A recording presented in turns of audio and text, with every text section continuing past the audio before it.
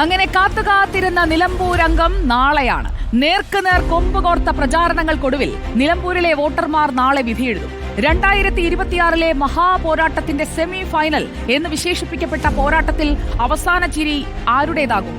സ്വതന്ത്ര പരീക്ഷണങ്ങളിൽ നിന്ന് മാറി വർഷങ്ങൾക്ക് ശേഷം പാർട്ടി ചിഹ്നത്തിൽ കരുത്തനായ സ്ഥാനാർത്ഥിയെ തന്നെ ഇറക്കിയ CPIM-ന്റെ ആത്മവിശ്വാസം വോട്ടാകുമോ?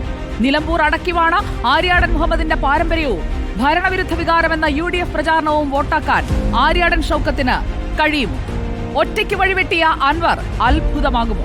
വോട്ട് നില ഉയർത്തുമോ NDA? ഒരുപാട് ചോദ്യങ്ങൾക്കുള്ള ഉത്തരം നാളെ നിലമ്പൂരിൽ ജനം എഴുതാൻ പോവുകയാണ്, നിർണയിക്കാൻ പോവുകയാണ്. മലപ്പുറം രൂപീകരണം തൊട്ട് ജനതാ പാർട്ടി വരെ പഴയതും പുതിയതുമായ വിഷയങ്ങൾ ആഴത്തിൽ ചർച്ചയായ നിലമ്പൂരിൽ ജനമനസ്സിൽ എന്തെന്നറിയാൻ 23 വരെ നമുക്ക് കാത്തിരിക്കണം. അവസാന വോട്ട് ഉറപ്പിക്കാനുള്ള പരിശ്രമത്തിലാണ് സ്ഥാനാർത്ഥി ക്യാമ്പുകൾ. നിശബ്ദ പ്രചാരണ ദിനമായ ഇന്ന് ഏറ്റവും ഒടുവിൽ നിലമ്പൂർ സ്ക്വാഡ് കണ്ട കാര്യങ്ങൾ എന്തൊക്കെയാണെന്ന് നമുക്ക് നോക്കാം. Good evening R. Roshipal, Ali Akbar Shah. നമുക്കൊപ്പം നിലമ്പൂർ സ്ക്വാഡിൽ നിന്ന് ഇവർ രണ്ടുപേരുമാണ് ഈ ഘട്ടത്തിൽ ചേരുന്നത്. ആദ്യം റോഷിപാലിലേക്ക്. റോഷിപാൽ, നിശബ്ദ പ്രചാരണ ദിവസം എന്നാൽ വോട്ടർമാരുടെ മനസ്സിൽ അവരൊരു തീരുമാനമെടുക്കുന്ന ദിവസമെന്ന ഒരു അർത്ഥം കൂടിയുണ്ട്. ഇതുവരെ കണ്ട കോലാഹലങ്ങളിൽ നിന്നൊക്കെ മാറി ശാന്തമായി അവർ ആലോചിച്ചുറപ്പിക്കുന്ന നേരവും അവരെ തേടി എത്തുന്നുണ്ട് സ്ഥാനാർത്ഥികൾ, അല്ലേ?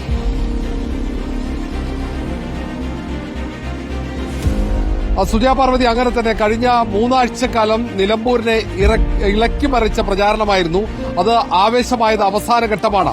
വിവിധ ജനകീയ വിഷയങ്ങൾക്കൊപ്പം വിവാദ വിഷയങ്ങളും നിലമ്പൂരിൽ ചർച്ചയായിട്ടുണ്ട്.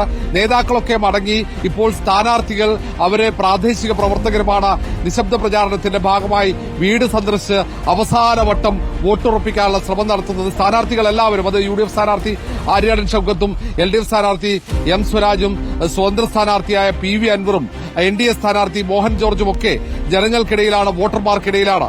ഓരോ വോട്ടും ഏറ്റവും പ്രധാനമാകുന്ന നിമിഷങ്ങളാണ്. കാരണം ഏറ്റവും നിർണായകമായ തെരഞ്ഞെടുപ്പ് കൂടിയാണ്. അടുത്ത പൊതു തെരഞ്ഞെടുപ്പിന് മുന്നോടിയായുള്ള ഈ തെരഞ്ഞെടുപ്പിലെ വിജയം അത് ഒരുപോലെ പ്രധാനപ്പെട്ടതാണ്. പോളിംഗ് ബൂത്തുകളിലേക്ക് പോവുകയാണ്. 263 പോളിംഗ് ബൂത്തുകളും തയ്യാറായോ? അവിടെയൊക്കെ പോളിംഗ് സാമഗ്രികൾ എത്തിയോ എന്നതാണ് നമുക്കറിയേണ്ടത്. എല്ലാ ബൂത്തുകളും തയ്യാറാക്കി. അതോടൊപ്പം തന്നെ പ്രശ്നബാധിത ബൂത്തുകളാകാൻ സാധ്യതയുള്ളവയുണ്ടോ റോഷിപാൽ?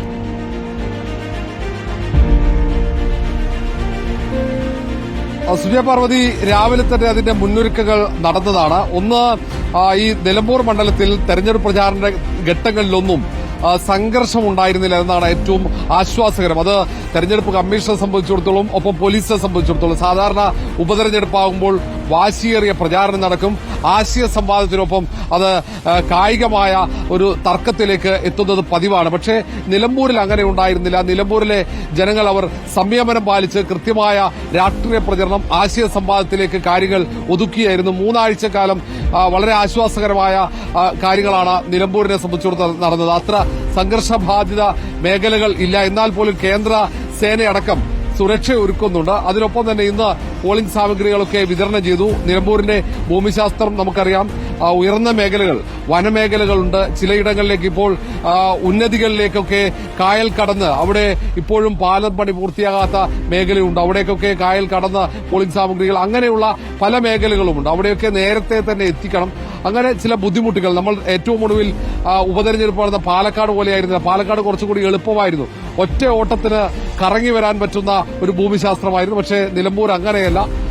അതുകൊണ്ട് തന്നെ വളരെ നേരത്തെ തന്നെ എല്ലാവരും അങ്ങോട്ടേക്ക് പോയി. ഒന്ന്, ഏറ്റവും പ്രധാനമാകുന്നത് സുരക്ഷയെ സംബന്ധിച്ചിടത്തോളം തുടക്കത്തിൽ തന്നെ SP പറഞ്ഞതാണ്. എല്ലാ തരത്തിലും നേരത്തെയൊക്കെ മാവോയിസ്റ്റ് ബാധിത മേഖല എന്ന നിലയിൽ വലിയ സുരക്ഷാ സന്നാഹമുള്ള ഒരു മണ്ഡലം കൂടെ, ഒരു പ്രദേശം കൂടെയായിരുന്നു നിലമ്പൂർ. പക്ഷേ ഇപ്പോൾ കേരളം മാവോയിസ്റ്റ് മുക്തമായ സാഹചര്യമാണ്. ഇവിടെ തൊട്ടടുത്ത അരീക്കോട് ക്യാമ്പിലെ തണ്ടർ ബോൾട്ട് ഉദ്യോഗസ്ഥന്മാരും എപ്പോഴും സഞ്ചരിക്കുകയാണ്. റോഷിപാൽ, നിലമ്പൂർ സ്ക്വാഡ് അവിടെ തയ്യാറായി നിൽക്കുകയാണ്. ഓരോ വിവരങ്ങളും അപ്പോൾ പ്രേക്ഷകരിലേക്ക് എത്തിച്ചുകൊണ്ടേയിരിക്കും നമ്മുടെ ടീംമേറ്റ്സ്.